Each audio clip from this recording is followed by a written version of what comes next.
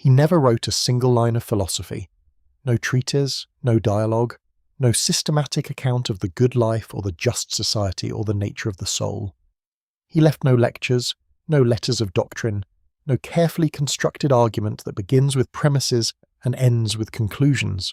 He was not Plato, he was not Kant, he was not even Montaigne, whose essays Shakespeare almost certainly read and who came closer than almost anyone else in the 16th century to thinking on the page the way Shakespeare thought on the stage. What Shakespeare left behind was plays, 37 of them more or less, depending on how you count and how you resolve the questions of disputed authorship that scholars have argued about for 4 centuries without resolution. Comedies, tragedies, histories, romances, a body of dramatic work so vast, so varied, so densely populated with human beings of every kind, that the attempt to extract a philosophy from it feels, at first, like the wrong kind of project entirely. You do not extract a philosophy from Shakespeare, you inhabit one. That is the distinction this script will try to honour, because what Shakespeare did, and what makes him, despite the absence of a single philosophical treatise, the most philosophically serious writer in the English language, and arguably in any language, is not argument. It is enactment. He did not tell you what he thought about power or mortality or love or justice or the nature of identity. He showed you what they do. He put them on a stage, in a body, in a mouth, in a crisis, and let you watch. And what you watch over 37 plays and the 154 sonnets and the long poems that sit in the shadow of the dramatic work is a mind of extraordinary range and depth thinking through the hardest questions that human beings face, not abstractly, not academically, but dramatically, through conflict, through consequence, through the specific, irreducible, never quite resolvable experience of characters who are too complex to be merely right or merely wrong, and whose situations are too tangled to yield clean answers. This is why philosophers keep returning to Shakespeare. Not to find arguments, to find questions, questions framed with a precision and a pressure that formal philosophy, for all its rigour, rarely achieves. Because formal philosophy can say, what is the nature of justice? Shakespeare can say, here is a man named Shylock standing in a courtroom demanding a pound of flesh that a contract entitles him to, and justice is the question in the room, and you are going to feel every dimension of that question in your body before you know what you think about the answer. That is a different kind of thinking, a harder kind that does not protect you from the difficulty by abstracting it. Harold Bloom, who wrote more ambitiously about Shakespeare's philosophical centrality than almost any other critic, argued that Shakespeare invented the human, that the particular way we understand ourselves as complex, contradictory, self-aware, self-deceiving, capable of growth and regression, and the simultaneous experience of incompatible desires, that understanding was not there before Shakespeare in the same form, and is so thoroughly there after him that we can barely see the world without the lenses he ground. This may be an overstatement. It is the kind of overstatement that contains something true. What is certainly true is this: Shakespeare thought about human beings with a comprehensiveness that has not been exceeded. He thought about what we do with power and what power does to us. He thought about what we owe the dead and the living and ourselves. He thought about what love is when it's genuine and what it becomes when it's performed and what the difference costs. He thought about justice, who deserves it, who dispenses it, what happens when the dispenser is also the accused. He thought about identity, what makes you the person you are, whether that person can change, whether change is growth or loss, whether the self is a fixed thing or a performance or a wound. He thought about all of this simultaneously, in the same plays, through the same characters, without resolving any of it into comfortable positions. And in that refusal to resolve, in the insistence on keeping the questions alive, on not letting the play become a verdict, there is a philosophical stance, implicit, never stated, but present in every structural choice, every plotting decision, every moment where the play could have closed into certainty and instead opens into complication. The philosophical stance is this: human experience is irreducibly complex, and any account of it that achieves simplicity has paid too high a price. That is the thesis. The next discussion is its evidence. The most famous 7 words in the English language are a philosophical question. Not a statement, not a declaration. A question.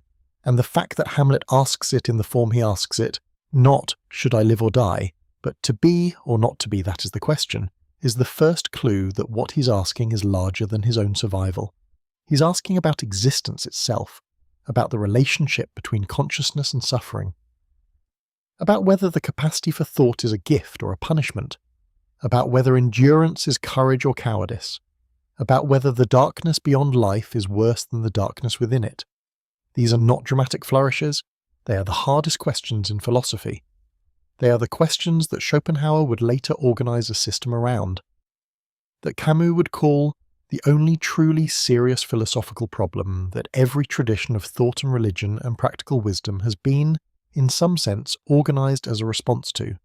And Hamlet asks them not from the outside, not as a philosopher in his study, but from the inside, from inside a specific, unbearable situation, from inside the experience of grief and betrayal and moral impossibility, and the particular paralysis of a person who thinks too clearly to act without examining the action first and cannot stop examining long enough to act at all.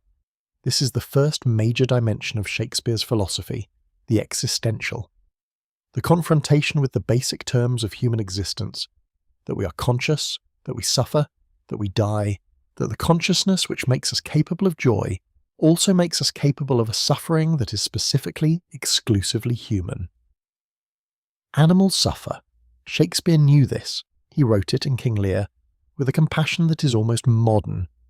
But animals do not suffer the knowledge of their suffering. They do not lie awake tracing the architecture of their pain. They do not construct elaborate philosophical questions about whether the being is worth the suffering.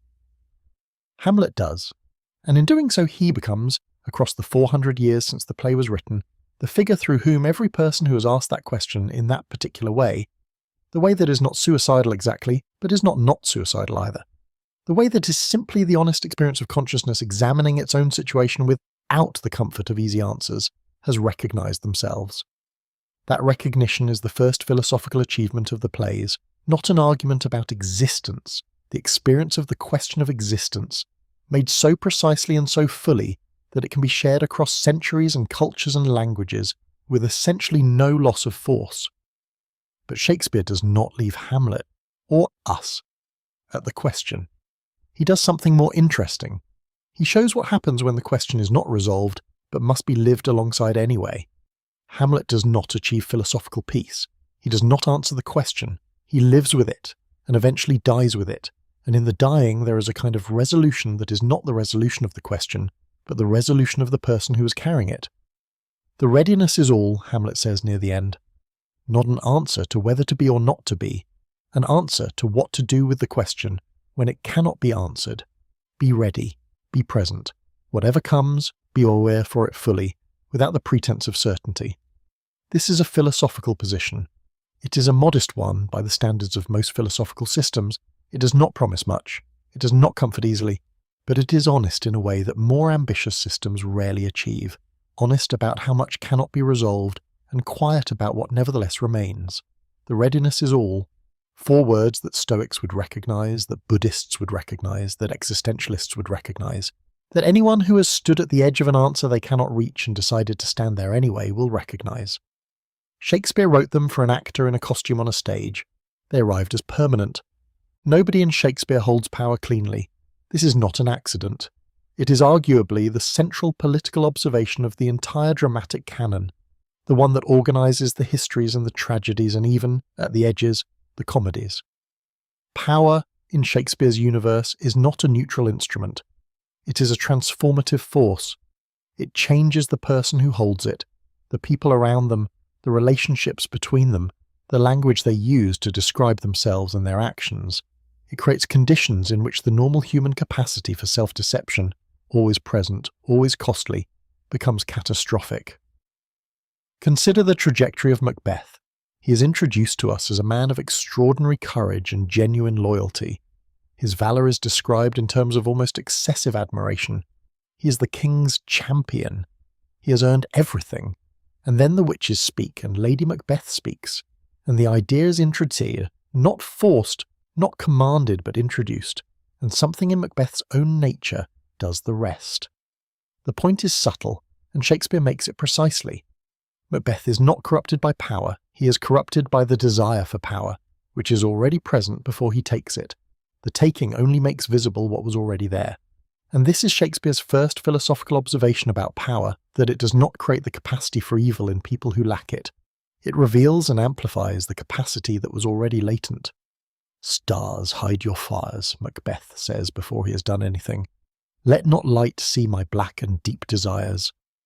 The desires are already there, the darkness is already there. Power doesn't make him what he becomes, it gives him the conditions in which to become it. And then observe what taking the power does. The murder of Duncan, which Macbeth commits with full awareness of its wrongness, with a conscience so active that he hallucinates before the act and collapses after it, does not produce the security he sought. It produces the opposite. Every step toward consolidating the power requires another crime. Every crime produces more insecurity. Every murder creates more enemies, real and imagined. By the end, Macbeth is a man who has achieved everything he wanted and is living in a state of absolute terror, incapable of rest, surrounded by enemies, unable to trust anything, including his own perception. "I have lived long enough," he says near the end. A man in his prime, a man who has achieved the highest station available, a man who has everything and has nothing that was worth having. Shakespeare does not moralize this explicitly, he does not append a lesson. He simply shows the trajectory in full with the specific texture of a man's inner life at each stage of the descent. And the trajectory is the argument. You do not need to be told that power corrupts. You watch what it does to a specific man who is not simple, not stupid, not without moral awareness, and you feel the shape of the process from the inside. Richard II is the inverse, a king who holds power without understanding it, who confuses the symbol of kingship with the substance of it, who believes that the divine right of kings is a metaphysical shield against political reality. When Bolingbroke's challenge arrives, Richard discovers that the shield was always decorative. The crown is a piece of metal. It does what the person wearing it does. And Richard, who never understood this, is revealed in his dispossession as something unexpected, genuinely reflective, genuinely poetic, genuinely human in a way that his kingship had prevented him from being. Losing power teaches him what having it obscured. The throne was, in a specific sense, his cage. Henry V, the apparent exception, the king who manages power with apparent competence and apparent moral clarity, is Shakespeare's most ambiguous political portrait. He is the successful king, he wins the battle, he makes the speech, he marries the princess, and Shakespeare shows us, in the scene where Henry walks disguised among his soldiers the night before Agincourt, that the successful management of power requires its own kind of inauthenticity. The king cannot be fully honest with his men, cannot share the actual weight of his uncertainty, must perform certainty in order to generate it in others. Power requires performance, and performance, sustained long enough, costs the performer something that no political success can repay. Love in Shakespeare is not what you expect, or rather, it is partly what you expect, and in the parts where it is unexpected, it is doing its most serious philosophical work. The expected parts, the lyrical intensity of Romeo and Juliet, the verbal acrobatics of Much Ado About Nothing, the enchanted forest of A Midsummer Night's Dream, the radiant comedies of misunderstanding that end in marriage and celebration, and the promise of a future too happy to dramatize. Shakespeare writes love with a beauty that has set the terms of romantic aspiration for 4 centuries. If you have ever described your beloved as a summer's day, or thought of love as the marriage of true minds, or understood jealousy as a green-eyed monster, you are thinking in Shakespeare's vocabulary whether you know it or not. But underneath the beauty, something more complicated is happening, and the more complicated thing is the philosophical content. Shakespeare is deeply skeptical of romantic idealization, not of love itself. He takes love seriously as a transformative force, as a genuine meeting of persons, as something with real moral weight, but of the tendency of lovers to replace the actual person they love with a projection, to love an image rather than a human being, and to be destroyed when the image fails to coincide with the reality. Othello is the most devastating study of this. Othello does not love Desdemona exactly. He loves the Desdemona he has constructed, the proof of his own worth, the evidence that a man of his background can achieve the full recognition of the society that has always regarded him with simultaneous admiration and suspicion. When Iago introduces the possibility that the real Desdemona differs from the constructed one, that she is unfaithful, that she chose Cassio, that Othello's image of her is wrong, Othello cannot tolerate the uncertainty. not because he's a bad man, because he's a man who built his sense of self on the foundation of an idealization, and an idealization is always fragile in a way that a real relationship is not. Real relationships can survive the discovery that the person you love is not who you imagined. Idealizations cannot. When the image cracks, the whole structure cracks with it, and Othello kills Desdemona, not to punish her, to preserve the image, to make the reality conform to the story, even at the cost of extinguishing the only thing that made the story worth having. This is Shakespeare's philosophical analysis of a specific and very common form of love's failure. The failure that comes from loving an image rather than a person. It is not a critique of Othello only. It is a structural diagnosis of a tendency that does not require jealousy or villainy to operate. You find it in any relationship where one person has decided in advance who the other person is and stops looking at who they actually are. The sonnets complicate this further. The speaker of the sonnets is in love with two people, the fair youth and the dark lady, and the love in both cases is presented without the idealization that romantic convention demands. The fair youth is beautiful and faithless, and the speaker knows both things simultaneously. The dark lady is compelling and morally troubling, and the speaker knows both things simultaneously. The love is not blind, it sees clearly and continues anyway. Love is not love which alters when it alteration finds, Shakespeare writes, in Sonnet 116. Love that requires the beloved to be perfect, to match the image, to never disappoint, to remain forever the creature of the lover's projection, is not love. It is the love of a mirror. Genuine love is what remains when the mirror cracks, when the person turns out to be fully, complicatedly, sometimes as disappointingly human. This is a philosophical position about love that is more demanding than the romantic version and more honest than the cynical version. Not naive enough to ignore love's dangers, not bitter enough to reduce love to illusion. Something harder, the insistence that love, to be real, must be extended toward a real person. And real persons are not easy to love. Death is not a theme in Shakespeare. It is a presence. It is the off-stage character who appears in every play, sometimes briefly, sometimes catastrophically, sometimes as the quiet hum underneath a scene that seems to be about something else entirely. It is the condition within which all the other questions about power, about love, about justice and identity are asked and answered and left unanswered. And Shakespeare's engagement with mortality is not consolatory. It does not offer heaven as compensation or philosophy as armour, or the continuance of fame as a secular substitute for immortality. It offers, and this is what makes it so peculiar and so enduring, something closer to full presence. The awareness of death in Shakespeare is the thing that makes the present real. This is most visible in the tragedies, where death's proximity transforms ordinary scenes into charged, luminous, unrepeatable events. The scenes between Lear and Cordelia, especially the final scene, which is unbearable in the precise sense that it is not possible to watch without being undone, derive their force entirely from the irreversibility of what has happened. Cordelia is dead, Lear is dying. Nothing that follows will undo anything, and in that absolute foreclosure the love between them, which was always real but was obscured by pride and miscommunication and the political machinery of inheritance, becomes completely visible.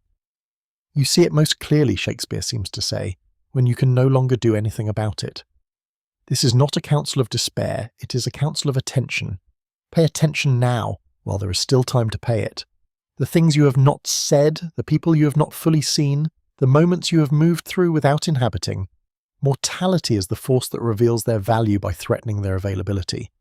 The history plays engage with mortality differently, as political fact rather than personal encounter. The kings who are deposed and killed are not primarily studies in grief. They are studies in what happens when a person's entire identity is organised around a role that can be taken away. Richard II, stripped of his crown, confronts a question that power had protected him from. Who am I, if not the king? What remains when the role is removed? What remains, Shakespeare shows, is something smaller and more real and more human than the role ever was. Richard in the dungeon, alone thinking, is more genuinely present than Richard on the throne performing. The crown was the armour. Stripping it reveals the person, but the sonnets are where Shakespeare's confrontation with mortality becomes most personal, most unsettling, and most philosophically precise. Sonnet after sonnet circles the same subject. Time destroys beauty, time destroys the beloved, time destroys the lover, time destroys everything. except, the sonnets argue, verse. Poetry outlasts the body. The beloved's beauty, preserved in language, will survive when the face it described has long since returned to earth. So long as men can breathe or eyes can see, so long lives this, and this gives life to thee. It is a beautiful claim. It is also, if you push on it, a strange one. The verse preserves the beloved, but what it preserves is a version, a constructed image made of language. The actual person, with their actual smell and their actual voice and the specific weight of their presence in a room, is not preserved. Only the poem about them survives. Is that immortality?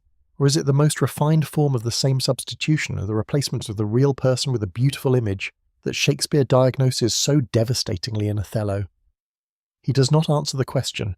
He makes the claim of poetic immortality and lets its limits stand simultaneously visible. And in that double vision, the beauty of the claim and the sadness of its limits, there is something honest about what art can and cannot do in the face of death. Art can make a shape of mortality. It cannot undo it. Shakespeare knew this. He made shapes anyway. We are reading the shapes 400 years later in the exact absence of the man who made them. What does justice require? This is the question that the Merchant of Venice cannot escape and cannot answer. That measure for measure circles from every angle without finding a stable resting point. That King Lear screams into a storm that does not respond. That runs through the history plays as the unresolved tension between legitimate authority and moral right. Shakespeare does not believe in easy justice. He does not believe in the version that arrives cleanly, that identifies the guilty without difficulty, that punishes the wicked and vindicates the good and restores the proper order of things by the final act. He writes versions of that, and the comedies tend structurally toward it, but he writes them with a complexity that prevents them from being fully satisfying. The Merchant of Venice is the clearest example and the most painful. Shylock enters the play as an antagonist, the moneylender, the outsider, the man demanding a pound of flesh for the violation of a contract. The setup invites easy moral positioning. He is wrong, he is cruel, he should be stopped. And then Shakespeare does what he always does when easy moral positioning is available. He complicates it. I am a Jew, hath not a Jew eyes, hath not a Jew hands, organs, dimensions, senses, affections, passions. The speech is not a plea for mercy. It is an argument for equivalence. Shylock is not asking to be treated better than his persecutors. He is noting with a bitter precision that is also philosophical exactness that he is capable of what they are capable of, including revenge. The villainy you teach me I will execute. This is not the speech of a villain. It is the speech of a person made into a villain by a society that refused him the humanity it claimed for itself. And Shakespeare gives it to him fully, gives him the force of the argument, gives him the grief of the daughter who abandons him, gives him the humiliation of the courtroom, and then strips him of everything. The mercy that Portia dispenses to the Christians in the final act is not extended to Shylock. He loses his wealth, his daughter, his religion. He is mercy's exclusion. Shakespeare does not editorialize. He does not tell you this is unjust. He shows you the structure of a justice system that protects those it was built for and punishes those it was not, and he shows you the human cost of that structure in the specific face of a specific man who was not simple enough to be simply wrong. Measure for Measure extends this further. Angelo, the deputy appointed to enforce strict law in Vienna while the Duke is supposedly absent, is a man who genuinely believes in the justice of the law and genuinely believes in his own capacity to administer it. He is not a hypocrite when he accepts the commission. He becomes one when he uses the law against Isabella while violating it himself, when he condemns Claudio for fornication while attempting to coerce Isabella into sexual submission. The Duke's resolution, the elaborate theatrical manipulation that restores order at the end, is deeply unsatisfying. Not by accident, by design. Because Shakespeare is showing you what justice looks like when it is administered by people who are themselves subject to the same failings they punish, which is to say, all of it. All justice is administered by people who are subject to the same failings they punish. The question is not how to find people who are above the law they enforce. There are no such people. The question is, what institutional and structural safeguards prevent the Angelo problem? The problem of the powerful person who believes in justice and uses justice as a weapon. Shakespeare asked the question. 4 centuries later, it remains the central question of political philosophy. Who are you when everything is taken away? This is not a rhetorical question in Shakespeare. It is a dramatic program, the central experiment that the major tragedies run one after another with different variables and different parameters and consistently devastating results. King Lear gives away his kingdom and discovers that his daughter's love was contingent on his power. The love was not love. The self that believed itself loved discovers it was only valued.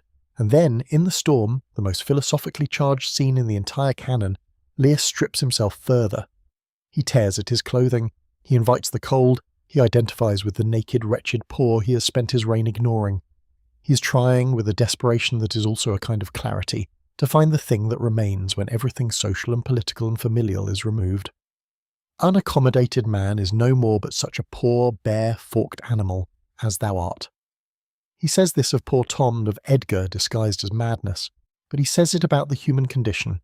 Strip away the clothes, the titles, the relationships, the social roles, what is left? The animal. The bare, forked, two-legged animal.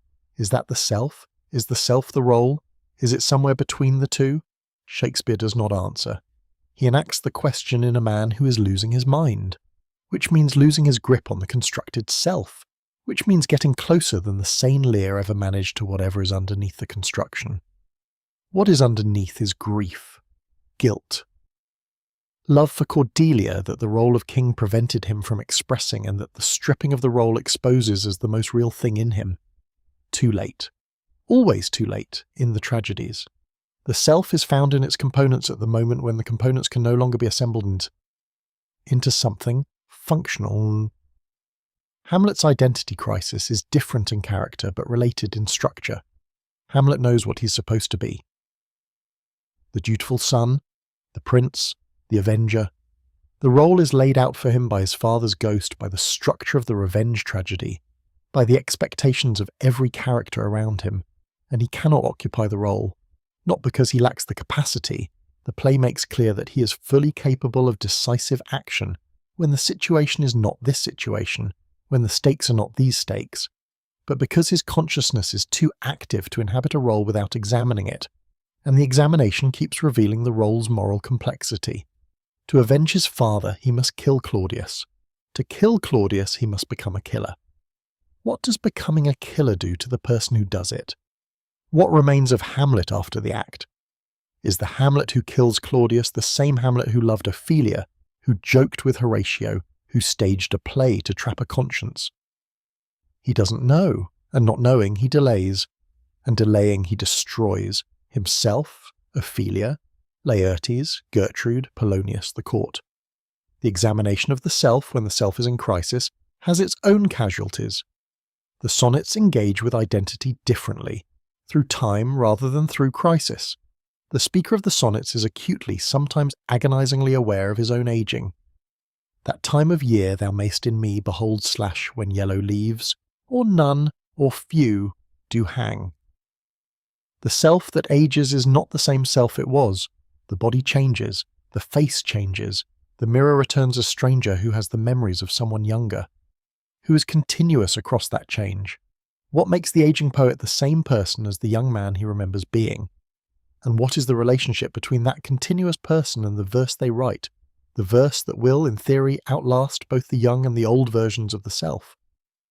Identity in Shakespeare is never stable, never simple, never the fixed, unified thing that social existence requires us to perform. It is a process, a negotiation, between what we are made of and what we have chosen, between the role and the person behind it, between the self we show and the self, if there is such a thing, that exists when no one is watching. Prospero at the end of The Tempest surrenders his magic, his books, his staff, his power over the island and everyone on it, and he prepares to return to Milan, not as the magician, not as the exile, not as the wronged duke seeking restoration, but as an old man who has performed all his roles and is now, in the final act, returning to the simplest one. A man going home, a man who will soon sleep. Every third thought shall be my grave, not despair. Preparation. The self that remains after all the performance is the self that knows it will die. And that knowledge is perhaps the most honest identity Shakespeare's work offers us. There is a kind of evil in Shakespeare that is easy to dismiss and impossible to explain away. It is not the evil of passion, of Othello's jealousy or Macbeth's ambition or Lear's pride. Those evils are comprehensible, even sympathetic in their way. They emerge from recognizable human drives operating without sufficient restraint. We understand them because we contain in smaller doses the drives that produce them. The evil of Iago is different. It is the evil of pure intelligence placed entirely at the service of destruction. It is the evil that does not need external motivation, no great wound, no profound injustice, no overwhelming desire that transgresses its limits. It is evil as aesthetic project. Evil is the art form of a mind that finds, in the manipulation and destruction of others, the purest expression of its own capacities. I am not what I am. It is the most philosophically precise statement of Iago's nature. He is constitutively duplicitous. There is no authentic Iago underneath the performance, or rather, the performance is the authenticity. The manipulation is not a means to some deeper end, it is the end. The pleasure is in the architecture of the deception itself, in the craftsmanship of the destruction, in the satisfaction of a plan that works exactly as designed. This is what makes Iago so disturbing and so philosophically interesting. He is not mentally ill. Shakespeare was quite capable of writing madness, and Iago is not mad. He is completely lucid, completely self-aware, completely in control. He knows exactly what he's doing and why. He simply has no moral constraint on the doing. Coleridge described Iago's evil as motiveless malignity, evil without sufficient cause, evil for its own sake. Critics have argued about this ever since. Iago gives motives, jealousy about the promotion given to Cassio, suspicion of Othello's relationship with Emilia, but the motives are too thin, they do not account for the elaborateness of the destruction. They are perhaps rationalizations, stories Iago tells himself about why he is doing what he was going to do anyway. Shakespeare is exploring through Iago the possibility that evil is not always the overflow of recognizable human drives. Sometimes it is something colder, a capacity, present in some people, perhaps present in potential in everyone, to use intelligence entirely without moral content, to be brilliant and empty of the thing that should organize brilliance. Richard III is the comic version of this, evil that knows itself and performs itself with theatrical self-awareness and a certain dark joy. I am determined to prove a villain. Richard tells us in his opening soliloquy what he intends to do and invites us to enjoy the performance. And we do enjoy it, uncomfortably, because Richard's wit and energy are genuinely pleasurable, and our pleasure in them is part of Shakespeare's philosophical point. Evil in its most sophisticated forms is not repellent, it is often attractive, often charming, often the most interesting person in the room. This is the observation that makes Shakespeare's treatment of evil more honest than most. He does not make evil ugly enough to be easily avoided. He makes it compelling enough to require genuine moral effort to resist. And the moral effort is not always made. The audience enjoys Richard and feels the enjoyment's moral ambiguity. That ambiguity is the lesson. What is the nature of evil? Something less comforting than passion gone wrong, something less diagnosable than mental illness, something that can occupy a fully functional, fully intelligent, fully self-aware human being and direct all of those capacities toward harm, and find in the direction a satisfaction that virtue cannot explain and pity cannot reach. It exists, Shakespeare knew it, and he knew something else, that knowing it exists is not the same as being protected from it. The late plays do something that the tragedies cannot. They forgive, not easily, not sentimentally, not in the way that forgiveness is sometimes offered as a cheap alternative to justice, as though releasing the guilty from consequence were the same as healing the wound they made. Shakespeare's late plays, The Winter's Tale, The Tempest, Cymbeline, Pericles, are not soft. They are full of losses that are permanent, crimes that were genuine, suffering that was real and long and corrosive. But they move, in their final acts, towards something that the tragedies refuse. They move toward the possibility that what was broken can, in some sense, be rejoined. The Winter's Tale is the most precise study. Leontes, seized by a jealousy that is entirely delusional, that has no basis in anything Hermione or Polixenes has actually done, destroys his marriage, causes the death of his son Mamilius, exposes his infant daughter Perdita to die of exposure, and drives Hermione to what appears to be her death. All of this within the first 3 acts, The destruction is rapid and total and entirely self-generated. The last two acts take place 16 years later. Perdita has survived, raised by shepherds. Polixenes has been reconciled after a fashion. Leontes has spent 16 years in genuine remorse, not performed remorse, not the theatrical grief of a man who wants to be seen grieving, but the sustained, daily, corrosive guilt of a person who knows exactly what he did and cannot undo it. And then Hermione is revealed. Not dead, preserved in the play's final magical gesture, as a statue that breathes and descends and takes the hands of the husband who destroyed her. The scene is impossible, literally impossible. Hermione cannot have survived as a statue for 16 years. The play does not quite ask you to believe it literally. It asks you to believe it as a felt truth, as the representation of something that is, in the real world, available only imperfectly and at enormous cost, the restoration of what was broken, through the act of the wronged person's choice to extend something beyond what justice requires. Hermione forgives Leontes, not because he deserves it, because forgiveness is not about desert. It is about what the person doing the forgiving chooses to do with the wound. It is the decision to stop organizing the self around the harm done to it. It is, in the deepest sense, a gift, and gifts cannot be earned. They can only be received with the specific humility of a person who knows they have been given something they cannot repay. Prospero in The Tempest moves toward the same gesture from a different direction. His enemies are delivered into his power by the storm he has conjured. He has every legitimate claim to revenge. What was done to him, the usurpation, the exile, the years on the island, was real and unjust and unambiguously the fault of the people now in his grasp. The rarer action is in virtue than in vengeance. He releases them. He forgives Antonio, who has not asked for forgiveness and shows no particular sign of deserving it. He releases his claim on the injury, not because the injury was not real, but because carrying the claim further, building a life around the execution of legitimate revenge, costs more than releasing it. This is Shakespeare's philosophical position on forgiveness, arrived at late, after the tragedies, after all the suffering, after all the evidence that justice, untempered, tends to produce more destruction than it heals. Forgiveness is not the denial of the wrong. It is the decision that the wrong will not be the organizing principle of what comes after.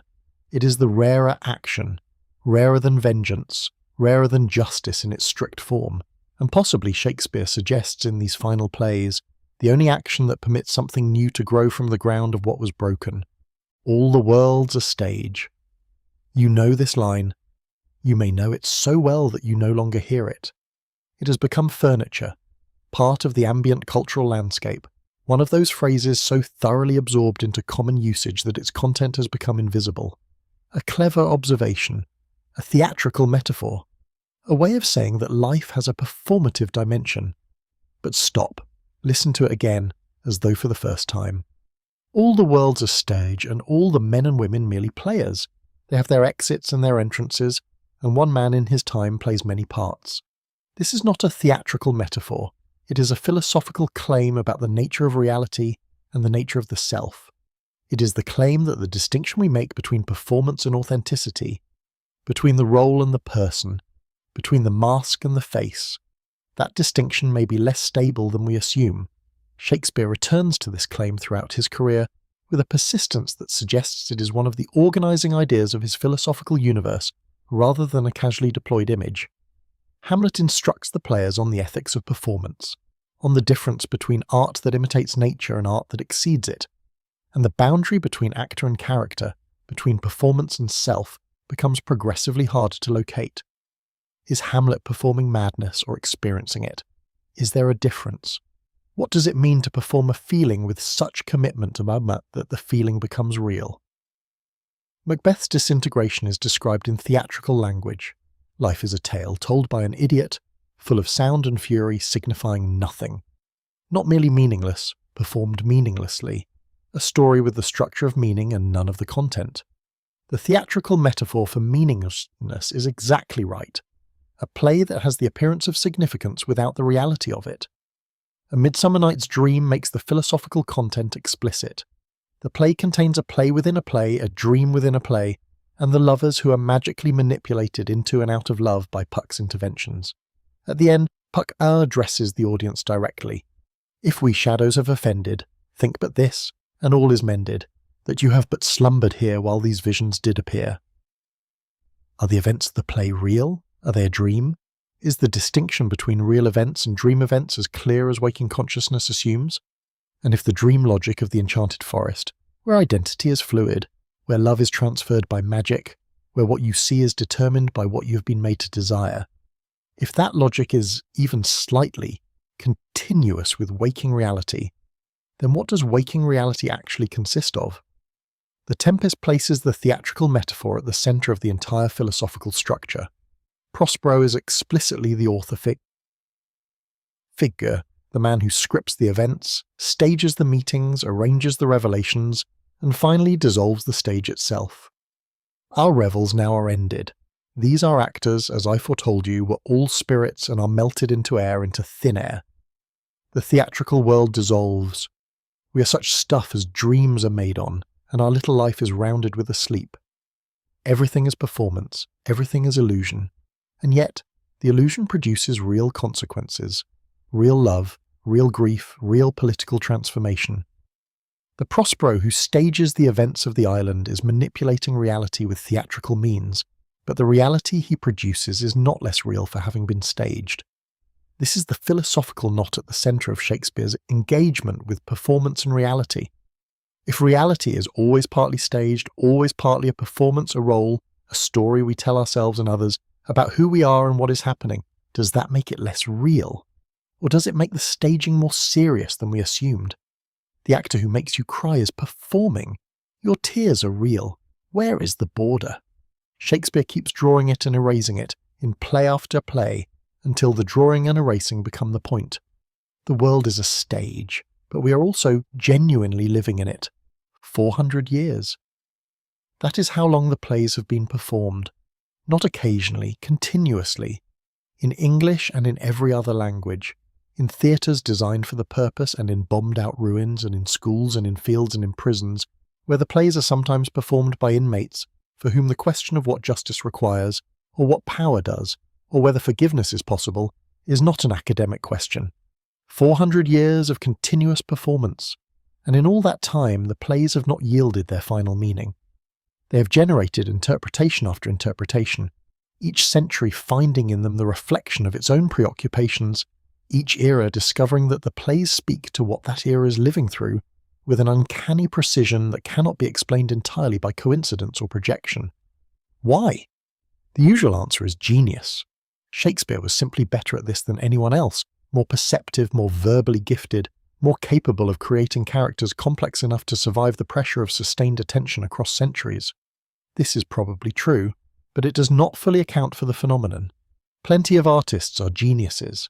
Few of them remain as alive, as genuinely, productively alive, as capable of saying something new to each new generation, as Shakespeare does. The philosophical answer, the answer that emerges from everything we have traced across these 12 sections, is this. Shakespeare remained alive because he never finished. He never finished the argument about power. He showed what power does to Macbeth and Richard and Henry and Lear and dozens of others, and he left the question of what power should be, how it should be constrained, what makes it legitimate, open. The material is there, the conclusion is not. He never finished the argument about love. He showed its idealizing failure in Othello, and its genuine achievement in the sonnets, and its comedic misfire in a dozen comedies, and its transformative power in the late romances, and he left the definition of love, what it is, at its best, in its most honest form, perpetually in motion. He never finished the argument about justice. Shylock's courtroom and Angelo's Vienna and Lear's Heath are not successive steps toward a theory of justice, we'll see. They are successive encounters with justice's difficulty, each one revealing a dimension that the previous one had not reached. He never finished the argument about identity. Hamlet doesn't know who he is. Lear discovers who he is too late. Prospero surrenders who he is in order to become someone smaller and more real. The question of what the self is, whether it is the role or the thing behind the role, whether it is continuous across time, whether it can be chosen or only discovered, is asked repeatedly and answered not at all. And this is the most important thing about Shakespeare's philosophy, not its content, though the content is extraordinary, its form. The form of a philosophy that takes questions more seriously than answers. that believes the full experience of the question, the felt weight of the question, embodied in specific characters in specific situations, is more philosophically nourishing than the most elegant answer. Because elegant answers, by definition, simplify. They reduce the complexity of the question to a proposition that can be stated and assessed and agreed with or rejected, and the complexity, once reduced, is gone. You cannot unsimplify a question once a satisfying answer has been provided. The question closes. Shakespeare's questions do not close. They remain open in the specific, generative, uncomfortable way that only genuinely honest questions can remain open. The way that the question of how to live, asked by Hamlet, by Lear, by Prospero, by every one of the sonnet's speakers' encounters with time and love and mortality, remains open not because no one has tried to answer it, but because every answer, on genuine examination, turns out to have left something out. The something left out is what the next play addresses, and the next, and the next. The rest is silence, Hamlet's last words. After everything, after the soliloquies and the strategy and the delay and the violence and the loss, silence. Not resolution, silence. The rest, whatever comes after the performance of a human life, is not expressible in the vocabulary that the life employed. But the silence is not empty. It is full of the play that preceded it, full of everything that was said and felt and discovered and left unfinished. The silence at the end of Hamlet is not the absence of meaning. It is meaning's husk, the shape of everything that was lived inside. And Prospero's epilogue, the final speech of the final play Shakespeare is believed to have, written alone, he has dissolved the stage, he has forgiven his enemies, he has surrendered his magic. He stands before the audience, no longer the author of the events, no longer the master of the island or the plot, just a man, asking the audience to let him go. As you from crimes would pardoned be, let your indulgence set me free. The philosopher setting down his philosophy, the author asking to be released from the works, the man behind the plays, visible for a moment through the thinning of the theatrical veil, asking the only question he has not yet turned into drama. Will you forgive me? Not for any specific wrong, for the presumption of trying, for the 40 years of staging human experience and insisting play after play that the staging illuminates rather than obscures, for the ambition of the project, for what it inevitably left out. 400 years later, in every language, on every continent, in every kind of space where human beings gather to ask the hardest questions together, the answer is the same: we forgive you, and we come back.